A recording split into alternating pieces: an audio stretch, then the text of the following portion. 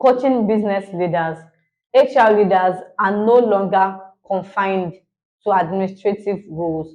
They are strategic partners who provide guidance to business leaders.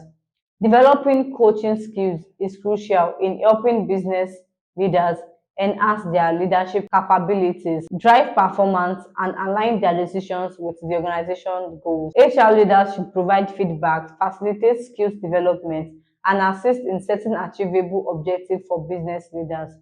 To effectively coach business leaders, HR professionals need active listening skills, empathy, and the ability to ask thought-provoking questions. They should collaborate with business leaders to identify areas for improvement and design personalized development plans. By acting as coaches, HR leaders contribute to the growth and success of not only individual leaders, but also the organization as a whole.